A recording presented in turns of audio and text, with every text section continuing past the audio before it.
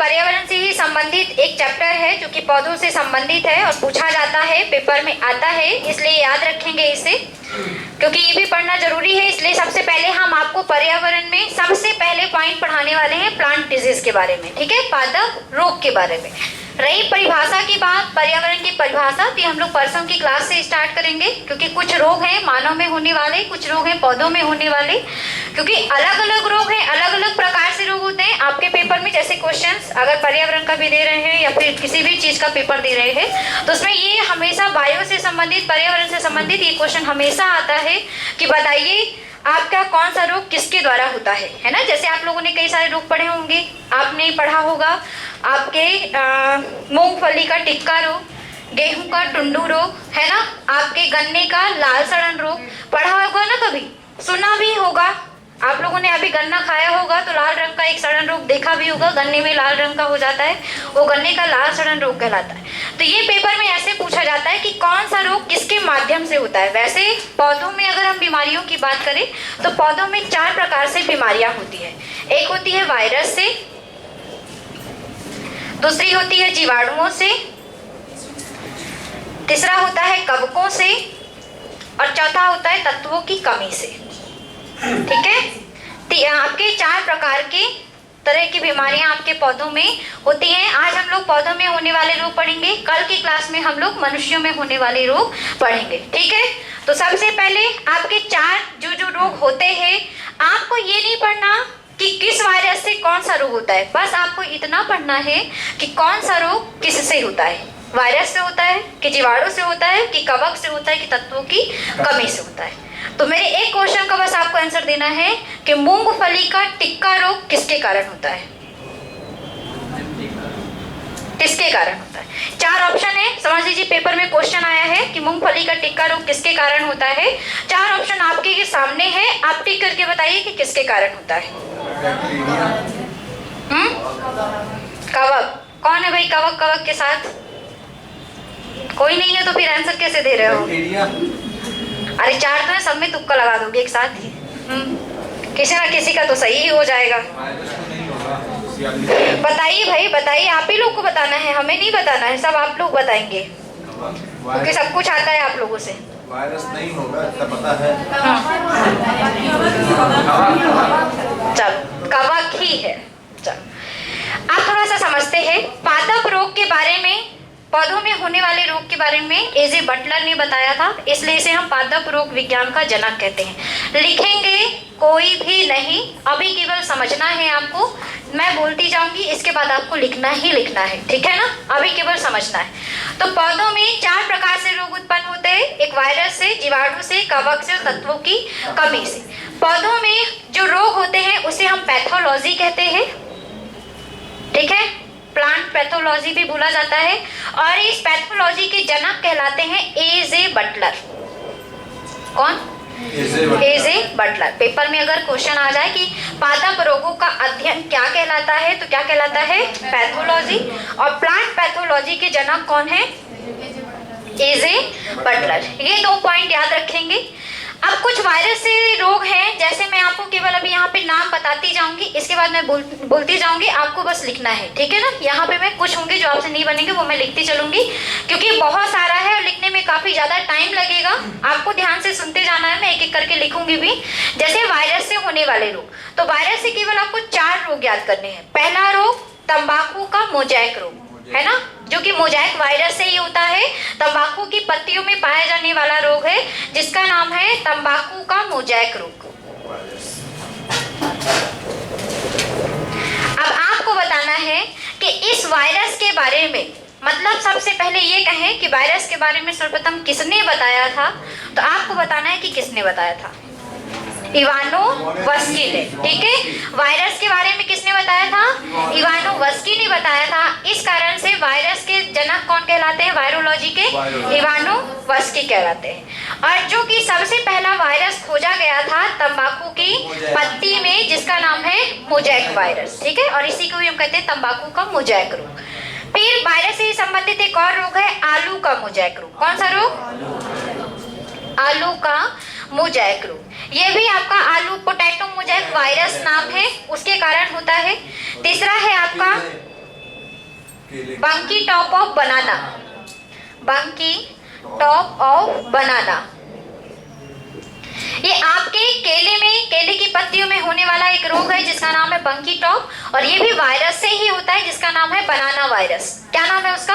बनाना virus, जो कि आपके बनाना की पत्तियों में होता है, जिसको हम क्या कहते हैं? बंकी टॉप। पेपर में ये पूरा नाम नहीं आएगा क्योंकि यहाँ पे लिखा है बनाना, और बनाना मीन्स होता है केला, सबको पता है, तो सब कोई टिक कर लेंगे कि केले में होता है, तो केवल कितना आएगा? बंकी टॉप नामक रोग किस में होता है, किससे होता है? तो वायरस से होता है, और किस में होता है? बनाना की पत्तियों में होता है। ये आलू का मोज़ेक रोग है। हाँ, आलू का मोज़ेक रोग, और जो कि आलू के पोटैटो मोज़ेक वायरस से होता है। तो चलिए थोड़ा सा लिखिए, एक एक करके मैं आपको बताती जाऊंगी और एक एक करके आपको लिखते जाना है। पौधों में होने वाले रोग, हेडिंग कर लीजिए, लिखिए। पौधों में होने वाले रोगों का अध्ययन, पौधों में होने वाले रोगों का अध्ययन, पौधों में होने वाले रोगों का अध्ययन पैथोलॉजी कहलाता है। पौधों में होने वाले रोगों का अध्ययन पैथोलॉजी, प्लांट पैथोलॉजी या पैथोलॉजी, पैथोलॉजी कहलाता है, प्लांट पैथोलॉजी कहलाता है। प्लांट पैथोलॉजी के जनक, प्लांट पैथोलॉजी के जनक ए.जे. Buttler, AJ. बटलर सामने लिखा हुआ है आपके। प्लांट पैथोलॉजी के जनक ए.जे. बटलर माने जाते हैं, ए.जे. बटलर माने जाते हैं। अब पहला नंबर डाल के लिखेंगे वायरस से होने वाले रोग, पौधों में वायरस से होने वाले रोग। पीछे से ना दिख रहा हो तो आगे आके बैठ जाइए, है ना, जगह खाली है यहाँ पे। सीते क्यों बैठी हो पीछे? खाली है यहाँ पे जगह। चलो लिखिए वायरस से होने वाले रोग।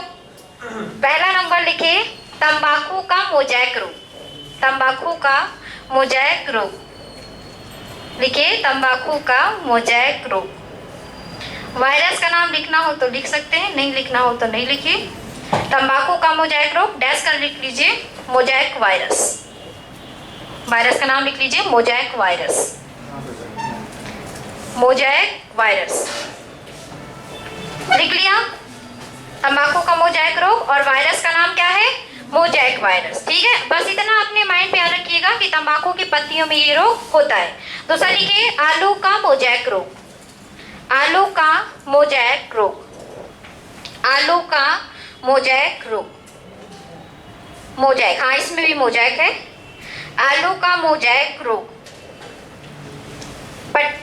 पोटैटो मोज़ेक वायरस, वायरस का नाम है पोटैटो मोज़ेक वायरस, वायरस का नाम है पोटैटो मोज़ेक वायरस। पोटैटो, आलू में, आलू का इंग्लिश में पोटैटो कहते हैं, है ना, तो पोटैटो मोज़ेक वायरस। अगला लिखिए बंकी टॉप ऑफ बनाना। अगला रोग लिखिए बंकी, मंकी नहीं लिखना, बंकी, बंकी टॉप ऑफ बनाना, बंकी टॉप ऑफ बनाना, बंकी टॉप ऑफ बनाना। वायरस का नाम है बनाना वायरस फर्स्ट, फर्स्ट, बंकी टॉप ऑफ बनाना, और वायरस का नाम है आपके बनाना वायरस फर्स्ट। एक और रोग लिख लीजिए रंग बदल रोग, रंग बदल रोग, ये भी वायरस से होता है और ये सभी पत्तियों में होता है। रंग बदल रोग, बदल नहीं बदल, है ना, कलर चेंज, रंग बदल रोग हो गया। और ये सभी पत्तियों में होता है, पत्तियां कभी पीली हो जाती हैं, पत्तियां कभी सफ़ेद हो जाती हैं, ये वो वायरस के कारण होता है। याद रखेंगे रंग बदल रोग किसके कारण होता है? वायरस से। आप हेडिंग करिए जीवाणु से होने वाले रोग। नहीं, इस वायरस का नाम नहीं लिखना है, ये सब में अलग अलग वायरस से होता है लेकिन होता है, ठीक है। अब लिखिए जीवाणु से होने वाले रोग, पौधों में जीवाणु से होने वाले रोग। जैसे पहला है गेहूं का टुंडो रोग, लिखते चलिए जीवाणु से होने वाले रोग है ये, याद रखेंगे, बैक्टीरिया से। पहला है गेहूं का टुंडू रोग। आपको बैक्टीरिया का नाम नहीं याद करना है, गेहूं का टुंडू रोग। दूसरा रोग है धान का अंगमारी रोग, धान का अंगमारी रोग।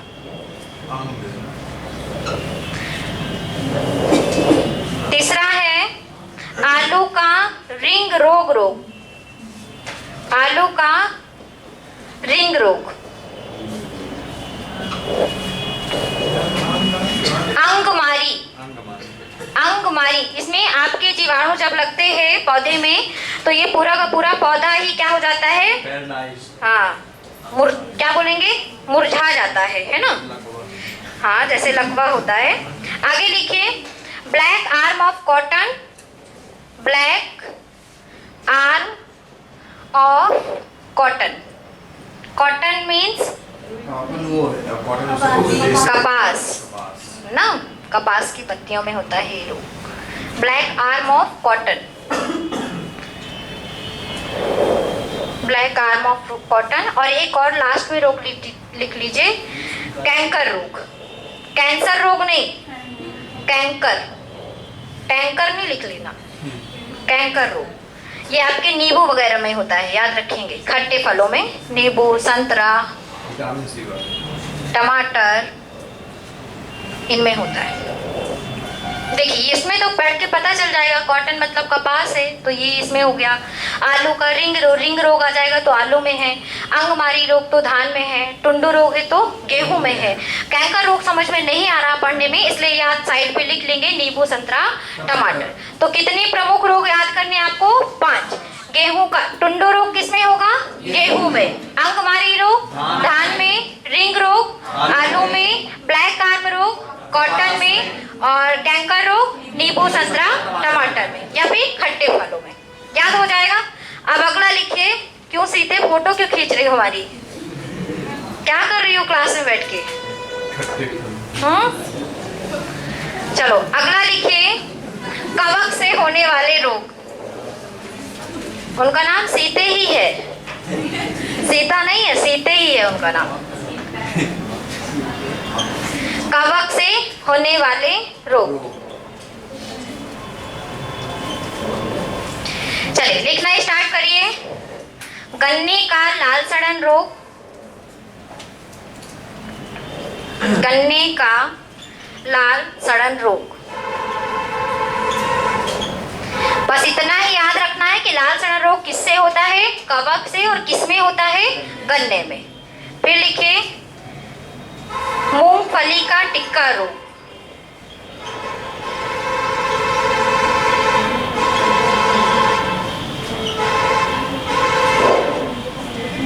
फिर है बाजरे का इरगाट रोग। टिक्का, टिक्का मूंगफली में होता है। बाजरे का इरगाट रोग। गेहूं का इसमट रोग। इरगाट टा है ये, इरगाट रोग। फिर है आपका गेहूं का रस्ट रोग। इसमट, इसमट, इसमट। इंग्लिश में भी इसमट, हिंदी में भी इसमट। गेहूं का रस्ट, गेहूं का रस्ट रोग। लिखते रहिए, गलत नहीं लिखिएगा।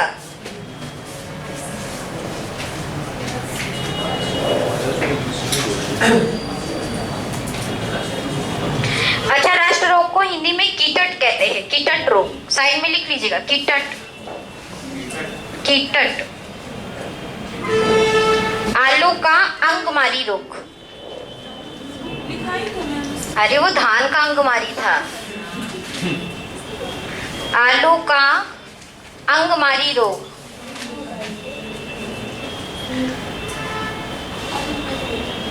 आलू का अंगमारी रोग। क्यों बातें कर रहे हैं भाई? क्या हो गया?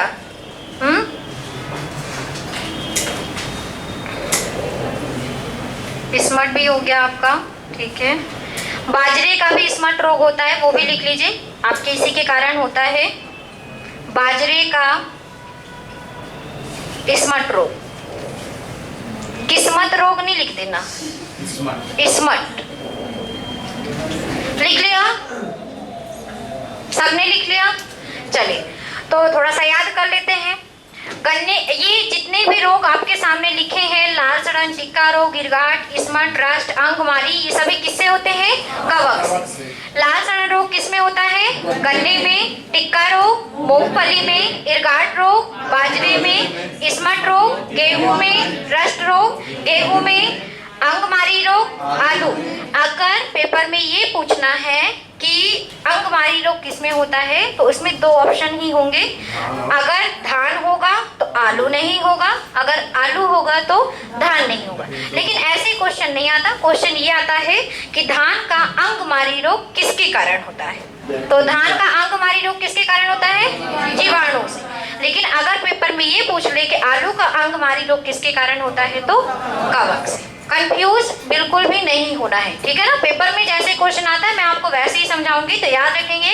अगर धान का अंगमारी रोग पूछ रहा है तो जीवाणु लगाएंगे, और अगर आलू का अंगमारी पूछ रहा है तो कवक लगाएंगे। चलिए अब डालिए तत्वों की कमी से होने वाले रोग। तत्वों की कमी से होने वाले रोग। तत्वों की कमी से होने वाले रोग। ये क्वेश्चन तो कई बार आ चुके हैं, जो आप लोगों ने शायद पढ़े भी होंगे, याद भी होगा आप लोगों को। मनुष्य में सर्वाधिक ऑक्सीजन का तत्व पाया जाता है ना। हाँ, आया था क्या मेगा में?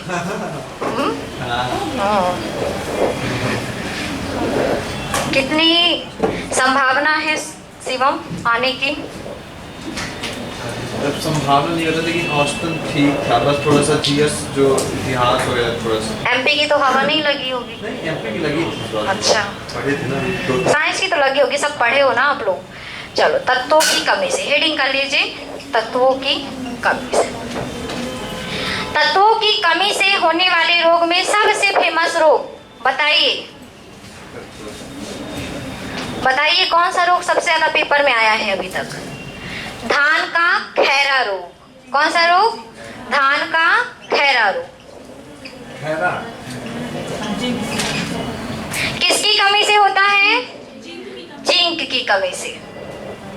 ये साइड में लिखिएगा, जिंक की कमी से। क्यों बातें कर रहे हो भाई? बातें क्यों कर रहे हैं आप लोग?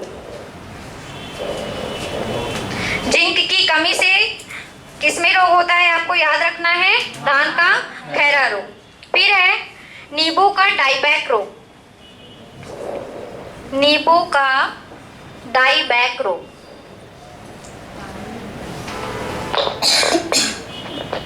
ये होता है कॉपर की कमी से। आलू का ब्लैक हार्ट रोग। आलू जब काटते हैं तो बीच में आपका काला काला रहता है ना आलू में, तो वो आपका जो होता है ऑक्सीजन की कमी के कारण होता है। जब आलू को एक कमरे में पैक करके रखते हैं, बहुत सारे आलू इकट्ठा, तो प्रॉपरली ऑक्सीजन आलू में नहीं पहुंच पाती, जिसके कारण से एक रोग हो जाता है जिसका नाम है आलू का ब्लैक हार्ट रोग। ऑक्सीजन की कमी से। मक्के में कौन सा रोग होता है? मक्का वो बताते हैं जो मक्के का मार्स रोग। ये होता है मैग्नीज की कमी के कारण। यही तो याद रखना है आपको कि किसकी कमी से किसमें रोग कौन सा होता है, ये आपको याद रखना है। मक्के का मार्स रोग होता है मैग्नीज की कमी के कारण। फिर है मक्के में भी होता है ये, और एक होता है मटर का भी मार्स रोग होता है। यहाँ पे दोनों लिख लीजिएगा, दोनों का एक ही है, मटर का भी मक्के का भी। फिर है मैग्नीज की कमी से।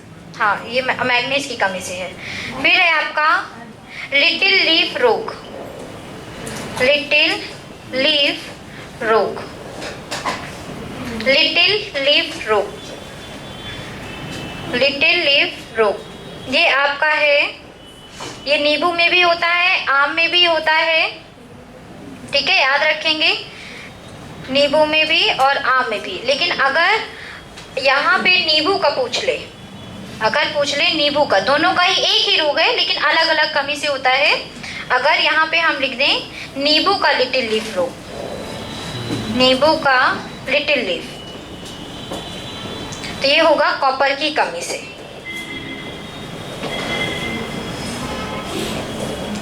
कॉपर की कमी से। और अगर हम लिख दें आम का लिटिल लीफ रोग,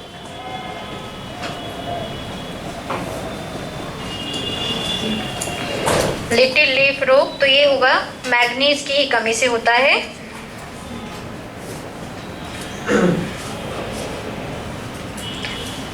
ये जिंक की कमी से होगा, जिंक की कमी से। अच्छा, सल्फर की कमी से कौन सा रोग होता है बताइए?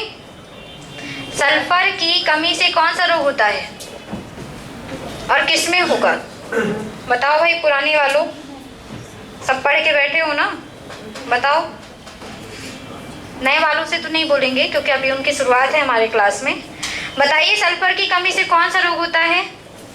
पत्तियां, जो चाय की पत्ती होती है वो कभी कभी पीली हो जाती है, क्योंकि जो चाय बनती है वो जो आप चाय की पत्ती लेते हैं, है ना, तो दाने के रूप में आती है आपके पास। लेकिन आपको पता है कि बागान लगते हैं चाय की पत्तियों के, तो कभी कभी तत्वों की कमी से एक रोग हो जाता है जिसके कारण से चाय की पत्ती पीली हो जाती है। जो पूरी हरी पत्तियां होती हैं वो किस रंग की हो जाएंगी?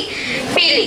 तो लिख लीजिए पीली चाय रोग, पीली चाय रोग, ये होता है सल्फर की कमी से।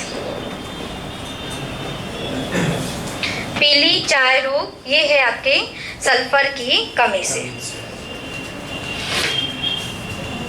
और देख लेते हैं कुछ बच गया हो तो आप लोगों को लिखा दें। यार मनुष्य वाला भी हो जाएगा। हाँ, मनुष्य वाला नहीं हो पाएगा आज, इतना ज़्यादा तो नहीं पढ़ा पाएंगे ना। चलिए, इतने खास हैं आपके, जो कि आपके पेपर के लिए आपके लिए इम्पोर्टेंट है, तो याद रखेंगे। धान का खैरा रोग जिंक की कमी से, नींबू का डाइबैक रोग कॉपर की कमी से, आलू का ब्लैक हार्ट रोग ऑक्सीजन की कमी से, मटर या मक्के का मार्स रोग मैग्नीज की कमी से, नींबू का लिटिल लीफ रोग कॉपर की कमी से, आम का लिटिल लीफ रोग जिंक की कमी से, और पीली चाय पत्ती रोग सल्फर की कमी से। याद रहेगा, याद रहेगा। तो यहाँ पे आपका पौधों में होने वाले रोग आपके होते हैं खत्म। हमने आपको बहुत सारे रोग नहीं लिखाए, हमने आपको कुछ इंपॉर्टेंट रोग लिखाए हैं जो आपके पेपर में पूछे जाते हैं। आगे समझ में? नहीं तो पढ़ने के लिए तो हजारों रोग होते हैं पौधों में, तो हजारों रोगों को मतलब नहीं है हम लोगों को, उतने ही रोगों से मतलब है जो कि आपके पेपर में पूछे जा चुके हैं। ये आपके पर्यावरण के भी क्वेश्चंस में आते हैं, क्योंकि पौधे से संबंधित हम पर्यावरण में पढ़ते हैं, और रोग भी आते हैं, जो कि यहाँ पे कुछ संविदा वर्ग के भी बच्चे बैठे हैं, इसलिए उनको हम बता देते हैं कि पौधों से संबंधित रोग भी आते हैं उनके पेपर में। और सेकेंडली आपके मनुष्य के होने वाले रोग सबसे ज़्यादा आते हैं। जानते हैं ना इसके बारे में? आप लोगों ने अपना सिलेबस देखा होगा तो उसमें देखा होगा कि मानव में होने वाले रोग एक आपका पॉइंट दिया हुआ है, दिया है कि नहीं? सिलेबस देखा है कि नहीं? देखा है ना? तो आपको पढ़ना बहुत ज़्यादा जरूरी है। ये तो समझ लो पर्यावरण में था इसलिए इसको पढ़ा दिया। आप हेडिंग कर लीजिए मनुष्य में होने वाले रोग। मैम इस धान में एक रोग हुआ था, कंडो रोग, वो किसका? कंडो रोग। बताओ ना कंडो रोग। मैं क्यों बताऊं? मैं सब बता दूं मैं ही।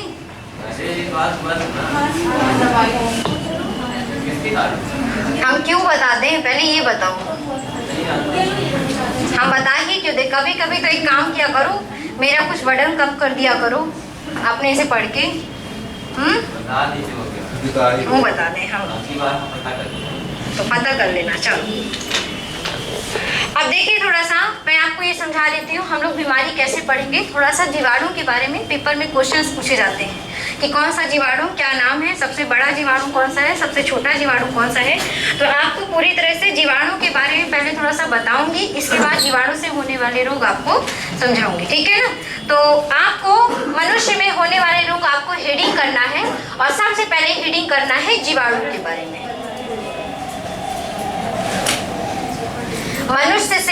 मनुष्य में होने वाले रोग हेडिंग करिए और उसमें सबसे पहले लिखिए जीवाणु। बैक्टीरिया। अब थोड़ा सा बैक्टीरिया के बारे में समझेंगे, क्योंकि बैक्टीरिया है क्या पहले तो ये पता होना चाहिए, किसने बताया, क्या करते हैं, कैसे होते हैं, ये सब कुछ आपको पता होना चाहिए। तो चलिए, आप केवल और केवल आपको अपना कान और दिमाग खोलना, ठीक है।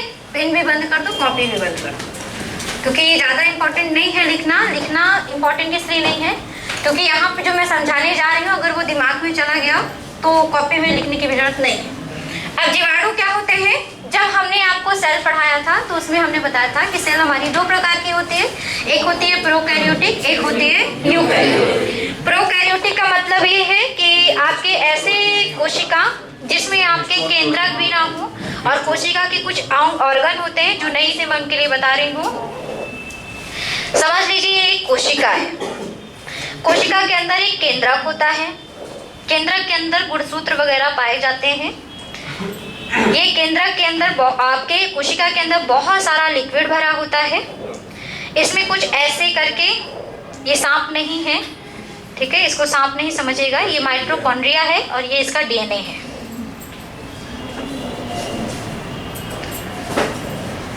इसमें और भी कई सारे आपके ऑर्गन्स उपस्थित होते हैं, जैसे समझ लो ये लाइसोसोम हो गया, सेंट्रोसोम हो गया, गोल्जी बॉडी हो गई, राइबोसोम हो गया, ये केंद्रक हो गया।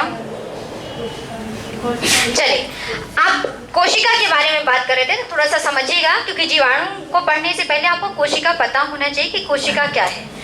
कोशिका हमारी दो प्रकार की होती है, एक होती है प्रोकैरियोटिक, एक होती है यूकैरियोटिक। प्रोकैरियोटिक ऐसी कोशिका होती है जिसमें केंद्रक तथा कोशिका के जो अंग हैं, जैसे mitochondria, ribosome, lysosome, centrosome, Golgi body, ये सभी इसके ऑर्गन होते हैं। तो ऐसी कोशिका जिसमें केंद्रक तथा कुछ कोशिकांग उपस्थित नहीं होते हैं, ऐसी कोशिका कहलाती है प्रोकैरियोटिक। और इन कोशिकाओं को हम अपने नॉर्मल आंखों से नहीं देख सकते, ठीक है ना। इसे हम देखने के लिए सूक्ष्मदर्शी का उपयोग करते हैं। जैसे इस कमरे में भी कई सारे बैक्टीरिया हैं, कुछ हानिकारक भी हैं, कुछ मतलब लाभदायक भी हो सकते हैं। तो यहाँ पे जो भी कोशिका जीवाणु है, क्या आपको दिख रहे हैं? नहीं दिख रहे हैं। मतलब कि ये जो प्रोकैरियोटिक जीव हैं वो हमारे नॉर्मल आंखों से दिखाई नहीं देते, ये बहुत छोटे होते हैं। अब यूकैरियोटिक की बात करें तो ऐसी कोशिका जिसमें केंद्रक तथा सभी कोशिकांग उपस्थित होते हैं विकसित रूप से, वो कैसी कोशिका होती है? यूकैरियोटिक। हम लोग कैसे हैं? यूकैरियोटिक, क्योंकि हम लोग की कोशिका वेल डेवलप है ना। अब चलिए बात करते हैं जीवाणु की।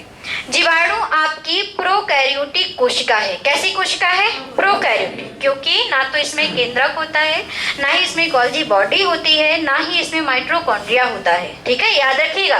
ना तो इसमें गोल्जी बॉडी होती है, ना तो इसमें माइटोकॉन्ड्रिया होता है, ना ही इसमें केंद्रक होता है। इसलिए इस जीवाणु को हम कैसी कोशिका कहते हैं? प्रोकैरियोटिक कहते हैं। पृथ्वी में सबसे पहले जिसका जन्म हुआ था, ना ही वो कोई मानव था, ना ही कोई जानवर था, सबसे पहले पृथ्वी में आने वाले कौन थे? आपके जीवाणु हैं। इस कारण से इसको हम आर्की बैक्टीरिया या पुरातन जीवाणु भी कहते हैं, ठीक है। आर्की बैक्टीरिया या फिर पुरातन जीवाणु कहते हैं। और ये बैक्टीरिया अभी तक जीवित है, अभी तक है, जब से जन्म हुआ, जब से पृथ्वी बनी तब से लेके अभी तक है, इसलिए इसे हम पुरातन जीवाणु भी कहते हैं। जीवाणु जो है, अब थोड़ा सा जीवाणु के बारे में किसने बताया, क्यों बताया, कैसे खोज हुई, थोड़ा सा ये भी समझ लेते हैं। जीवाणु के बारे में सर्वप्रथम बताया था एंटिनो वॉन ल्यूवेनहॉक ने। ये एक ही वैज्ञानिक का नाम है, एंटिनो वॉन ल्यूवेनहॉक। जीवाणु के बारे में सर्वप्रथम किसने बताया? एंटिनो वॉन ल्यूवेनहॉक ने बताया। इसीलिए हम जीवाणु विज्ञान का जनक किसे कहते हैं? ल्यूवेनहॉक को ही कहते हैं। ऐसा विज्ञान जिसके अंतर्गत हम जीवाणुओं के बारे में पढ़ते हैं उसको हम बैक्टीरियोलॉजी कहते हैं। क्या कहते हैं? बैक्टीरियोलॉजी कहते हैं, है ना। बैक्टीरिया के बारे में अध्ययन क्या कहलाता है? बैक्टीरियोलॉजी। और बैक्टीरियोलॉजी के जनक कौन है? ल्यूवेनहॉक है।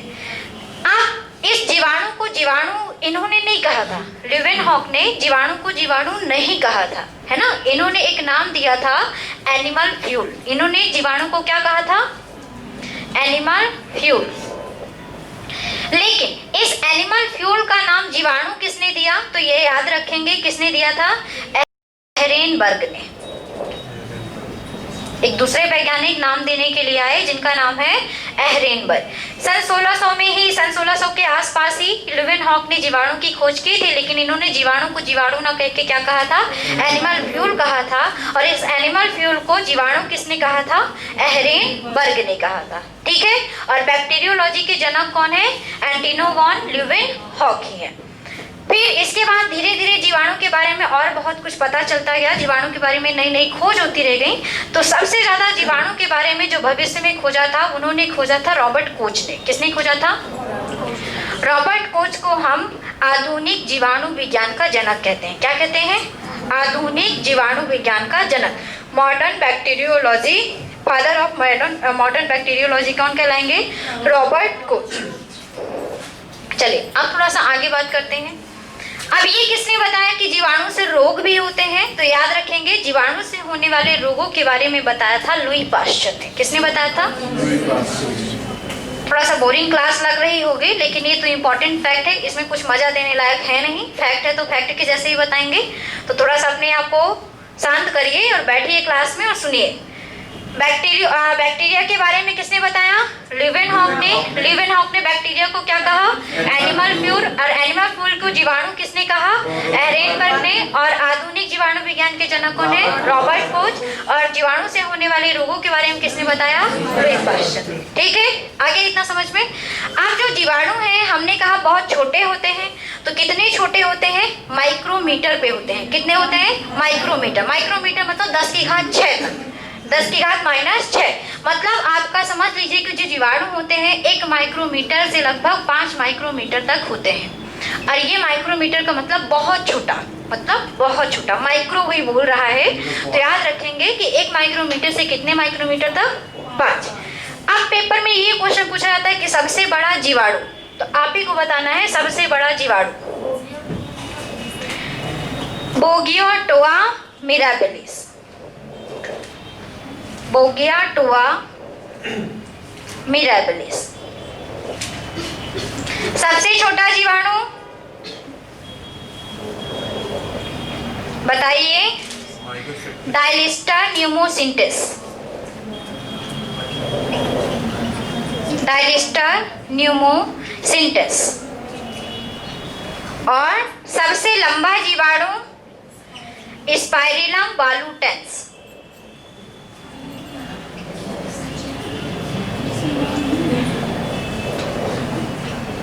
कुछ लोग मन में सोच रहे होंगे हवा नहीं लग रही नाम के। ऐसा नहीं सोचो, हवा लगेगी, क्योंकि वो याद तो करना ही पड़ेगा। सबसे बड़ा जीवाणु बोगियोटोआ मिराबिलिस, सबसे छोटा जीवाणु डायलिस्टर न्यूमोसिंटिस और सबसे लंबा जीवाणु स्पाइरिलम बालूटेंस। याद करना ही पड़ेगा, मजबूरी है ना, क्योंकि यहाँ पे बैठे हैं। इतना क्लियर हो गया सबको? इतना क्लियर हो गया। आप जो आपके जीवाणु होते हैं, इनकी कई संरचना होती है जिसके आधार पे हम कई प्रकार से पढ़ते हैं, जैसे बैसिलस जीवाणु है ना, स्पाइरिलम जीवाणु, कॉमर जीवाणु भी होता है, जैसे आपने ब्रीवियो कॉलरी का नाम सुना है ना। ये आपके ब्रीवियो जीवाणु भी होते हैं। ब्रीवियो कॉलरी कौन सा रोग फैलाते हैं? हैजा रोग फैलाते हैं। कौन सा रोग फैलाते हैं? हैजा। तो पहले इतना थोड़ा सा लिख लेते हैं, क्योंकि फैक्ट है और वो भी फैक्ट है, तो इसको लिखने के बाद हम लोग फिर जीवाणु से होने वाले रोग पढ़ते हैं। चलिए लिखिए, जीवाणु डाल के लिखिए। लिखिए इसमें जीवाणु एक कोशिकी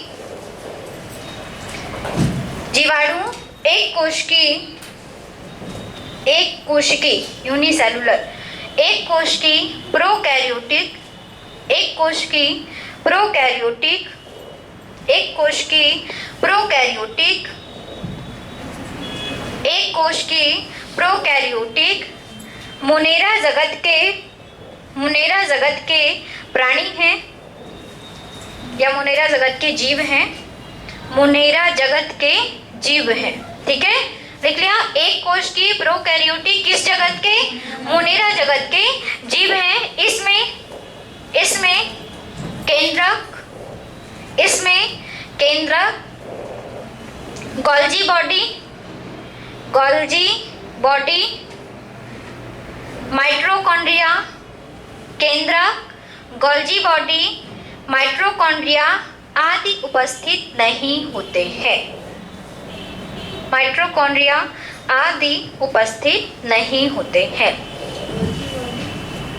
गोल्जी बॉडी माइटोकॉन्ड्रिया केंद्रक आदि उपस्थित नहीं होते हैं। लिख लिया। अब लिखिए इंपॉर्टेंट फैक्ट।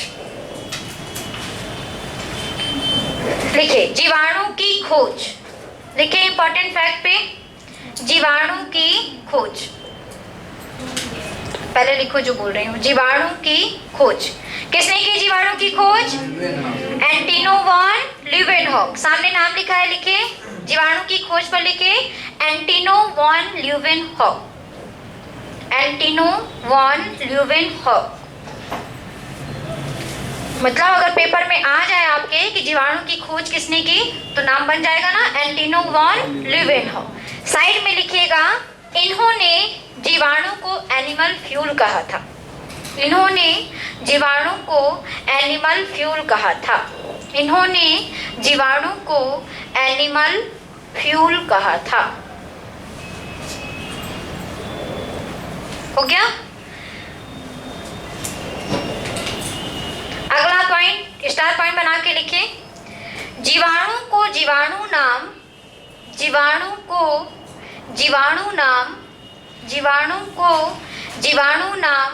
एहरेनबर्ग ने दिया था। एहरेनबर्ग ने दिया था। जीवाणु को जीवाणु नाम एहरेनबर्ग ने दिया था। लिख लिया। जीवाणु को जीवाणु नाम किसने दिया? एहरेनबर्ग। अगला स्टार पॉइंट लिखे। आधुनिक जीवाणु विज्ञान के जनक। आधुनिक जीवाणु विज्ञान के जनक।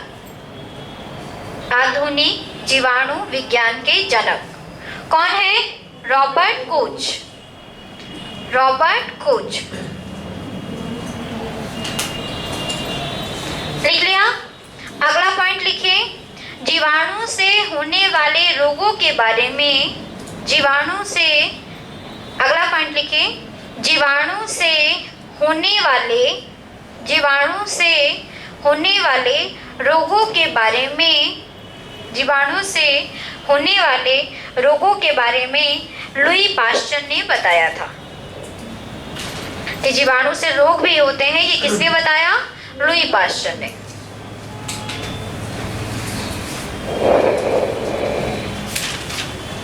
हो गया सबका। अब लिखिए अगला स्टार पॉइंट। सबसे बड़ा जीवाणु। सबसे बड़ा जीवाणु। सामने नाम लिखा हुआ है। पीछे से दिख रहा है क्या? नहीं दिख रहा तो हम मिटा के ऊपर लिख देते हैं। सबसे बड़ा जीवाणु का नाम है बोगिया टुआ मिराबिलिस। सबसे बड़ा जीवाणु का नाम है बोगिया टोआ मिराबिलिस। ये एक ही जीवाणु का नाम है, दो चार नहीं जोड़ देना इसमें, ठीक है। सबसे बड़ा जीवाणु बोगिया टोआ मिराबिलिस। अगला पॉइंट लिखिए। सबसे छोटा क्या हुआ? मैं बोल तो रही हूँ, बोल क्यों रही हूँ फिर? बोगिया टोआ मिराबिलिस। सबसे छोटा है डायलिस्टर न्यूमोसिंटेस। सिंटेक्स नहीं लिख लेना, टंकी नहीं है ये, सिंटेस, ठीक है। फिर है सबसे लंबा जीवाणु स्पाइरिलम बालूटेंस।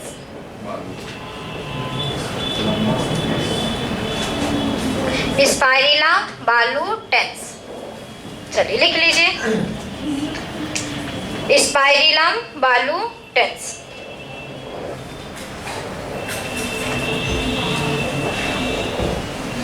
हो गया। लिखिए जल्दी से।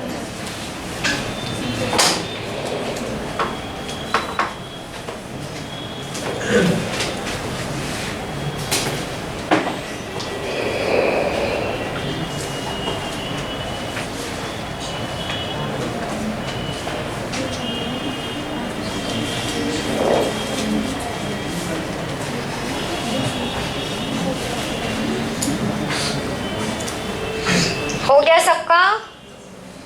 चलो अब हेडिंग करिए जीवाणुओं के प्रकार। जीवाणुओं के प्रकार। अब हेडिंग कर लीजिए जीवाणुओं के प्रकार।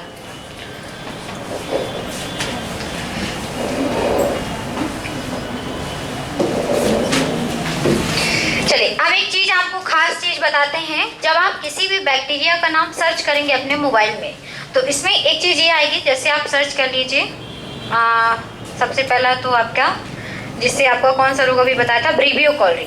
अगर आप ब्रीवियो कॉलरी मोबाइल में डालते हैं तो उसमें आपका एक खास बात ये आएगी कि उसमें ये लिखा होगा कि वो ग्राम पॉजिटिव जीवाणु है कि ग्राम निगेटिव जीवाणु। अब ये क्या है, ग्राम पॉजिटिव ग्राम निगेटिव क्या है, मैं आपको बता देती हूँ। जीवाणु हमारे दो प्रकार के कहे गए हैं और इसके बारे में सर्वप्रथम क्रिश्चियन ग्राम ने बताया था।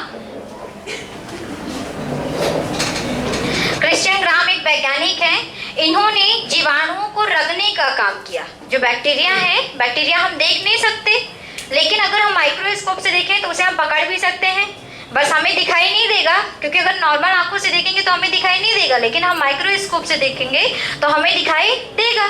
तो इन्होंने क्या किया कि जीवाणुओं को इकट्ठा किया और इन्होंने एक काम किया कि कुछ जीवाणुओं को कलर किया, कुछ जीवाणुओं को कलर किया भी और धोया भी। अब ये कैसे किया होगा वो वही जानते होंगे, आप लोग ज़्यादा मत सोचिए। चलिए ठीक है, आप थोड़ा सा समझिएगा यहाँ पे। क्रिश्चियन ग्राम ने अभिरंजन के आधार पर, मतलब कलर करने के आधार पर आपके दो प्रकार के जीवाणु बताए। एक का नाम है ग्राम पॉजिटिव जीवाणु और एक का नाम है ग्राम निगेटिव जीवाणु। क्योंकि ग्राम ने किया था इसलिए उन्होंने अपना नाम लगाया है यहाँ पे। एक है ग्राम पॉजिटिव जीवाणु और एक है आपका ग्राम निगेटिव जीवाणु। अब इस क्लास में दीपिका बताएंगी कि आपको ये बताना है कि जीवाणु को कलर करने के लिए किस रंग का उपयोग किया गया था। रुक जाओ, सबकी बारी आएगी। बताइए दीपिका। प्रीति नहीं आई है?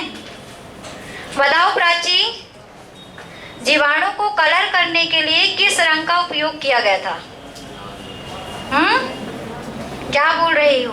पीला रंग का? चलो भाई, बॉयज में कौन पढ़ के बैठे हैं? चलो आप ही बताओ। मिथाइलिन ब्लू का और एक और कलर था दीपिका के पीछे, बताओ कौन सा कलर? अब यहाँ पे मैं खेल नहीं रही हूँ कौन सा colour, white colour, blue colour, बताओ। Crystal violet. ग्राम अभिरंजन की विधि एक होती है जिसमें जीवाणुओं को कलर किया जाता है और कलर करने के लिए क्रिश्चियन ग्राम में दो कलर का उपयोग किया था। एक का नाम है क्रिस्टल वायलेट और एक का नाम है मिथाइलिन ब्लू। ये पेपर में पूछा जाता है, इसलिए याद रखेंगे कि कलर करने के लिए दो कौन से कलर का यूज किया गया था। तो एक का नाम है क्रिस्टल वायलेट और एक का नाम है मिथाइलिन ब्लू। अब बात करते हैं ग्राम पॉजिटिव जीवाणु की। ऐसे जीवाणु जिनको कलर करने पर वो अपने, जब उनको हम धोएंगे तो कलर अपना ना छोड़े। कैसे जीवाणु? जिनको कलर किया जाए और कलर करने के बाद उनको धोया जाए, तो जो धोने पर अपना कलर ना छोड़े वो कैसे जीवाणु होंगे? पॉजिटिव। और जो अपना कलर छोड़ दे वो कैसे होंगे? नेगेटिव। फिर से, कलर ना छोड़े वो कैसे? पॉजिटिव। और जो कलर छोड़ दे वो कैसे? नेगेटिव। दूसरी खास बात, आप जीवाणुओं को नष्ट करने के लिए क्या लेते हैं? एंटीबायोटिक लेते हैं, दवाइयाँ लेते हैं। तो जो जीवाणु एंटीबायोटिक से नष्ट हो जाए, क्या हो जाए? एंटीबायोटिक से नष्ट हो जाए, वो कैसे होंगे? Gram positive. और जो जीवाणु एंटीबायोटिक लेने पर भी नष्ट ना होंगे वो कैसे जीवाणु होंगे? Gram negative. फिर से सुनिए, ऐसे जीवाणु जिनको कलर करने के बाद धोया जाए और धोने पे अपने कलर को ना छोड़े तथा प्रतिजैविक या एंटीबायोटिक लेने पर क्या हो जाए, नष्ट हो जाए, वो कैसे होंगे, ग्राम पॉजिटिव। और ऐसे जीवाणु जो कलर करने के बाद अगर धोए जाएं और वो अपना कलर क्या कर दें, छोड़ दें, परंतु प्रतिजैविक से नष्ट ना हो, वो कैसे होंगे, ग्राम नेगेटिव जीवाणु। मतलब जो ऐसे वाले जीवाणु होंगे ग्राम नेगेटिव, वो ज्यादा खतरनाक होते हैं, आपके शरीर में कई दिनों तक आपको बीमारियां फैलाने का काम करते हैं। आ गया समझ में? और ये जीवाणु एक दूसरे से जाते हुए एक दूसरे के शरीर में जाकर कई सारा रोग क्या कर सकते हैं, फैला सकते हैं। क्लियर हो गया सबको? चलिए इसके बारे में लिखें थोड़ा सा। अब अगर पेपर में आपके समझ लीजिए एक क्वेश्चन ये आ जाए कि, क्योंकि जो संविदा वर्ग के हैं उसमें ये क्वेश्चन पूछा जा सकता है आसानी से कि जीवाणु कैसे होते हैं, हानिकारक होते हैं, लाभदायक होते हैं कि दोनों होते हैं, दोनों होते हैं। हानिकारक तो पता चल गया कि रोग फैलाएंगे तो हानिकारक, लाभदायक कैसे होंगे, पानी में कुछ कुछ रहते हैं, जीवाणु कभी पानी को सड़ने से नहीं बचाते, पानी को सड़ाते हैं, तो हानिकारक हो गए। दही के काम आता है, जीवाणु दही के काम आता है। बताओ, जो बैक्टीरिया होते हैं वो आर्थिक रूप से महत्व रखते हैं। जैसे हमारे जो दाल वाले पौधे होते हैं वो जीवाणु उनके लिए बहुत जरूरी है, क्योंकि जो दाल वाले पौधे होते हैं उसमें राइजोबियम नामक जीवाणु पाया जाता है उनकी जड़ों में, जो कि जो वायुमंडल के नाइट्रोजन को नाइट्रीकरण करके उस नाइट्रोजन को दाल वाले पौधों को क्या करता है, देता है। आ गया? तो यहाँ पे जरूरी हो गया। दूसरा दही वाली बात कि अगर लैक्टोबैसिलस जीवाणु ना होता तो हम दही ना खाते, है ना, हम दही ना खाते। तो दूसरा, तीसरा, अरे रुक जाओ अभी थोड़ा सा। फिर अगर इसमें ये हो जाए, एक और होता है सिरका बनाने वाला काम, तो यहाँ पे एक एसिटिबैक्टर जीवाणु होता है जो कि सिरका का निर्माण करता है। तो अगर ये जीवाणु ना होता, हमको जीवाणु दिखते नहीं है, उस दही में अपने आप जीवाणु आ जाते हैं और किण्वन की क्रिया वही जीवाणु करते हैं। आपने नींबू डाल दिया, जैसे ही खट्टापन आपके दूध में गया ना, वो जीवाणु अपने आप ही पनप जाते हैं। आया समझ में? आप तो वैसे भी दही को खुले करके कहीं पर रख दो, बुनबुटिया पहले लग जाती है, होता है ना? ऐसा क्यों होता है, सोचो पहले। वही रहता है। अच्छा, दोस्त हैं उसके। चलो लिखो, लिखिए जीवाणुओं के प्रकार में, जीवाणुओं को अभिरंजन के आधार पर, जीवाणु के प्रकार पे लिखिए, जीवाणुओं के अभिरंजन के आधार पर, अभिरंजन का मतलब कलर करने के आधार पर, अभिरंजन के आधार पर, अभिरंजन के आधार पर दो भागों में विभक्त किया गया है। जीवाणुओं को अभिरंजन के आधार पर दो भागों में विभक्त किया गया है। पहला है ग्राम पॉजिटिव जीवाणु, पहला है ग्राम पॉजिटिव जीवाणु, ग्राम पॉजिटिव जीवाणु। चलिए लिखिए इस पे, ऐसे जीवाणु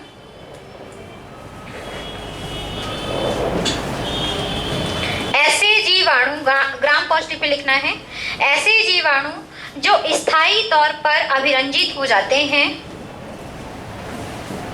जो स्थायी तौर पर, परमानेंट, जो स्थायी तौर पर अभिरंजित हो जाते हैं, स्थायी तौर पर अभिरंजित, लिख दें क्या यहाँ पे, अभिरंजित, अभिरंजित हो जाते हैं तथा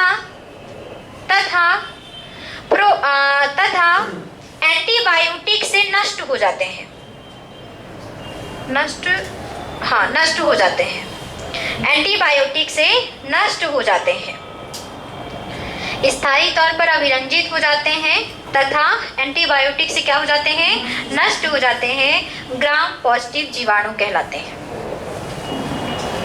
ग्राम पॉजिटिव जीवाणु कहलाते हैं।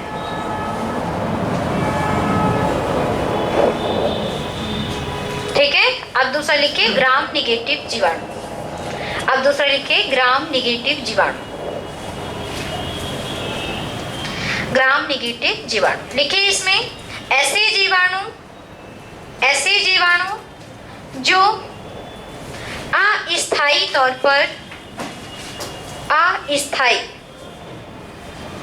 अस्थायी तौर पर अभिरंजित होते हैं। ऐसे जीवाणु जो अस्थायी तौर पर अभिरंजित होते हैं तथा एंटीबायोटिक से नष्ट नहीं होते हैं।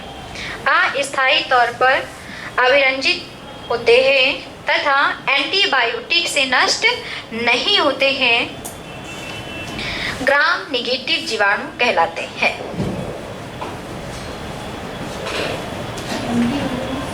नष्ट नहीं होते हैं, ग्राम निगेटिव जीवाणु कहलाते हैं। लिख लिया? चलिए एक स्टार पॉइंट बना के लिखना है, इंपॉर्टेंट लाइन है, लिखेंगे। सर्वप्रथम वैज्ञानिक क्रिश्चियन ग्राम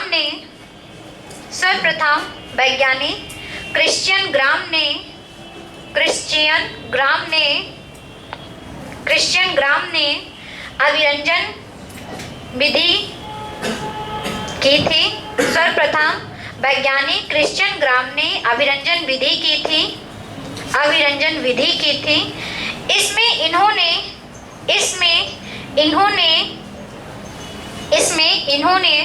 क्रिस्टल वायलेट, क्रिस्टल है, वहाँ पे रुक जाना, क्रिस्टल वायलेट, इसमें इन्होंने क्रिस्टल वायलेट तथा मिथाइलिन ब्लू रंग का उपयोग किया था। इसमें इन्होंने क्रिस्टल वायलेट तथा मिथाइलिन ब्लू रंग का उपयोग किया था। लिख लिया सबने? हो गया? अब बचा है रोग, मनुष्य में होने वाले। अब जीवाणुओं के बारे में बताना इसलिए जरूरी था कभी कभी, क्योंकि यहाँ पे दो तरह के लोग बैठे हैं, एक संविदा वाले भी बैठे हैं, एक यहाँ पे कांस्टेबल वाले भी बैठे हैं, कुछ एसआई वाले भी बैठे हैं, है ना? ये सब है ना? कह सकते हैं कि रेगुलर बैच है और इस बैच में सब कुछ पढ़ना बहुत ज़रूरी है। आपको बहुत अंदर लेके नहीं जाएंगे बायो में, क्योंकि वो पीएससी वाले ही जाएंगे अंदर, आप लोग बाहर ही रहिए, लेकिन बाहर में इतने बाहर नहीं हो जाओ कि सिलेक्शन से बाहर हो जाओ, इसलिए पढ़ना ज़रूरी है, ठीक है ना? तो अभी नाम थोड़ा टफ लगेंगे क्योंकि कल जो क्लास होने वाली है, इसके बाद परसों की क्लास से आपका पर्यावरण अच्छे से स्टार्ट हो जाएगा। ये भी पर्यावरण का ही पार्ट है, ये मत समझना कि पर्यावरण पे नहीं आता, बिल्कुल आता है, इसलिए इसको पहले ही पढ़ा दिया है, तो दोनों लोगों का फायदा है यहाँ पे, तो इसको आपको याद करना है।